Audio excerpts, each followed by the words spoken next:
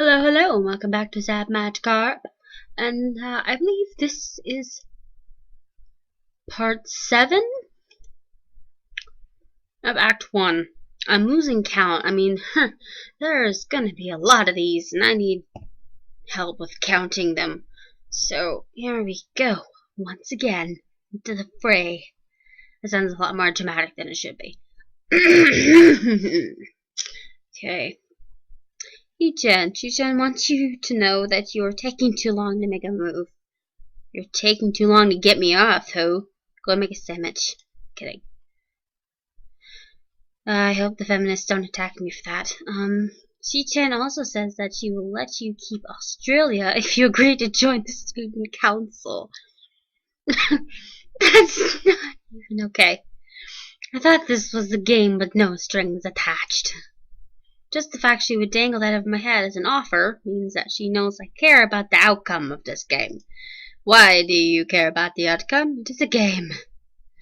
And anyway, no. ... Shichen admires your fighting spirit and would be a benevolent dictator who will spare your people if you agree to join the student council. Well, isn't that nice? But the answer's still no. Ha ha ha ha ha. What? Okay. You're so competitive, Shizen. You just figured that out, yourself? Good job. She seems to take that as a compliment. Expect the student council president to be more magnanimous?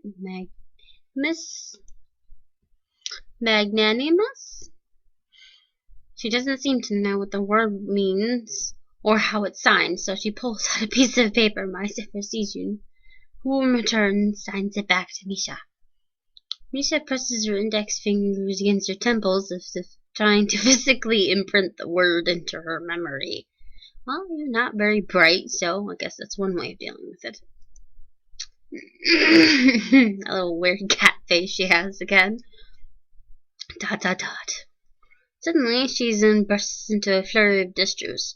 Misha looks daunted by the pace of her heated signing. Wait, please say don't. Slow down, Shichen.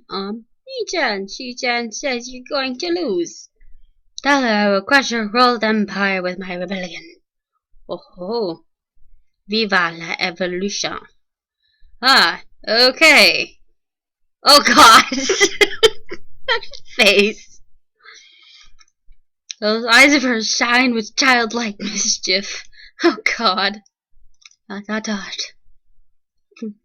She says you have no chance if you keep playing like this. No, you won't. Oh boy. It's a trap. It's smarter to play defensively here. She has a point. Attack aggressively. Well, if you want to get anything out of life, yeah, just go for it, buddy. She's really either mocking me or trying to trick me. I have nothing else to lose, though, so I might as well try something different. Maybe if I spread out my forces, that's always a terrible idea, and try to control more territories, I can recoup the advantage. Season seems to focus on conquering whole nations, so maybe I can sacrifice my hold on continents to gain some small countries. It's worth a shot. 2 turns later, I end up losing the game anyway. Well, fuck. Season adjusts her glasses victoriously and allows herself to tentatively pump her fist in the air in celebration. Oh, you little bitch. Jesus. No need to rub it in my face. ... I win, yay. Shut the fuck up. There's no need to translate that. It was pretty clear. Waha, don't look so sad, He-chan. You were really giving it your best. That's what I thought. Sometimes your best just isn't good enough, though. Oh, fucking thanks. That makes me feel so much better. If anyone knows that, it's me. You did very well for someone who just learned how to play today. You did very well for someone who just fucking shuts up never. God. ... He-chan, you attacked Iceland and North America at the same time. That's a very daring move. Si-chan is impressed. ... I'm glad I impressed you. The mark of great people is that they are daring and that they can follow through. Squiggle mark, exclamation point. You're already halfway there, isn't that great, Ethan? No, fuck you. ... That isn't enough, though. Just potential isn't enough. Well, great. I have no intention of trying ever again. There is no point to potential if you don't take the first step. And there is no point to that if you don't keep going. I want to see more. Well, I want to see more of your tits, but I won't ask because that's rude. You're right, Chi-chan, but that's so demanding. Yes, it is. ... Susan leans forward, suddenly looking a lot less playful, more like the serious person I expected her to be from the start. Okay. ... Chi-chan, would you like to join the student council? She really doesn't waste any time, does she? But it's only my second day of school, so I'm hesitant about jumping to something so early. I haven't even taken a look at any other clubs yet. Well, maybe you should have done that already. But spending time with Shizune and Misha doesn't seem like something I would hate. Well, they're both fucking nutso, but they're both hot, so, you know. Still need more time to think about it before I decide for sure. Maybe I'll get back to you on it. Yeah, it's like telling a gal you're gonna call her the day after and you don't. You're just that much of an asshole. ... Okay, He-chan, frowny face. I hope you're not just saying that so he don't feel bad. No, really? You bullshit. Really? Squiggly mark? Question mark? No, not really. He-chan, if you're going to say that, you're saying that it is definitely the truth. There can't be any squiggly mark mistaking it, squiggly mark, exclamation point. I know. I guess I should have my revenge for losing, at the very least. Oh god. Shizun smiles at that in a mischievous way that feels like twisting the knife in the wound of my loss. She's very pompous and in your face, isn't she? Jesus. I take a glance at the clock on the wall and realize I've spent far too long playing Risk than I expected. Like you have anywhere to be. You have no life. God, funless douche. Sorry, I think I have to go. I wanted to go to the library. It's not closed yet, is it? Probably not. She scratches her head and gestures at Misha. How hard can it be to determine whether the library is open? There's a clock right there on the wall. Maybe they don't fucking know about anything about the library. Me? Yeah? Maybe you're just a nerd. You're the only one that would know. Not everyone is like you. ... It should be, unless the librarian is absent. I think you're right, Chi-chan. We think the library is open. Well, that's not accounting for much, considering one of you is an idiot. It's on the second floor. Can't miss it. Do you want us to show you where it is? No, thanks. It's okay. See you tomorrow. Bye-bye. Fucking weird pictures in this game. Flight of stairs up and I run into problems. Wow, fucking Christ. The second floor hallway is a carbon copy of the third floor one. Wide, of course, and plain, like only hallways can be. Do you expect it to be like a fucking Mardi Gras in there? Okay. Problem is that the library's whereabouts are not as easily determined as one would think. The classrooms are marked with signs stating which class they belong to, but then there's a plethora of other unmarked rooms. Oh boy, let's get lost again. Great. Is the library one of them, or is it just somewhere down the hallway? I bet on the ladder and choose my direction at random. Oh, 'cause that always works. After I turn the corner, an unmarked door draws my attention because it's not closed. Wow, that's a great idea. Just walk into an open room. It's not open either, though. Just barely ajar, so I can see it's open and nothing else. Okay. So, that's creepy. It would make sense for the library door to be invitingly open. While this one is not quite that, it's good enough. Good enough, why not? Didn't have very high expectations anyway. At the very least, it means that someone is inside. Oh, are they really? Really inside? I bet you like it like that, Teseo.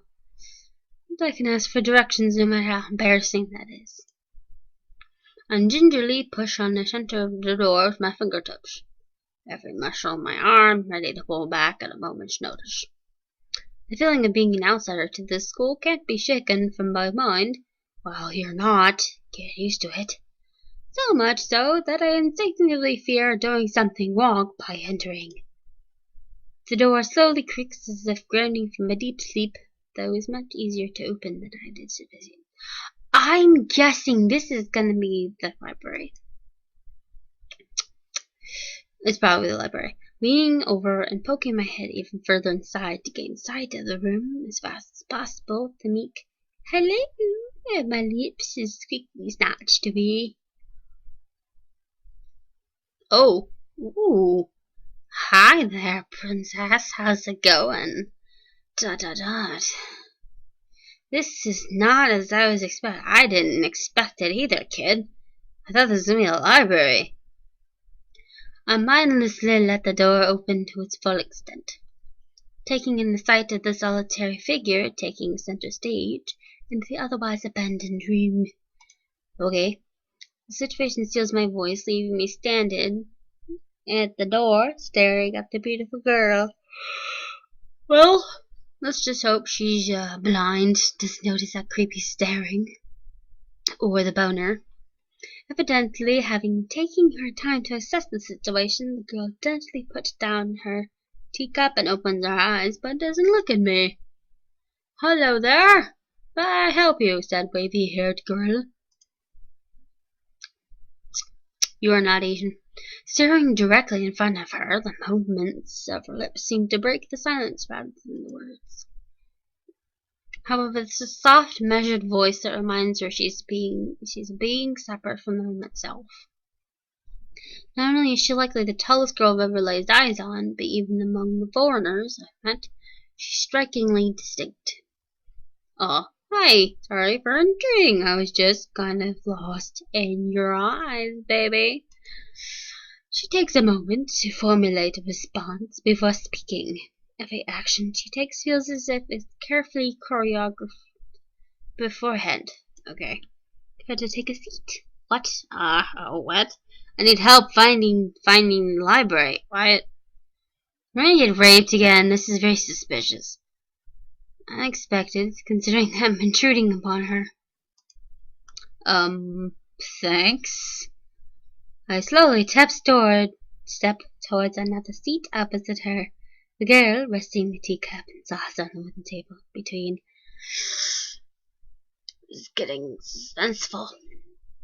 The way she doesn't track my movement with her head is telling that. And the slight cloudiness to her eyes means she must be at least partially blind, like Kenji. Come to think of it, her voice doesn't have any detectable accent either. I guess she must be half Japanese, or just raised here. Stupid. God, deductive reasoning is just disappearing. Out the window. As I take my seat, her composure takes me slightly off guard. Her air of relaxed confidence makes the silence entirely comfortable. That's good. The calming atmosphere is so very different from the student council's office. I take it you're a new student to Yamako. Yeah, I just transferred in yesterday.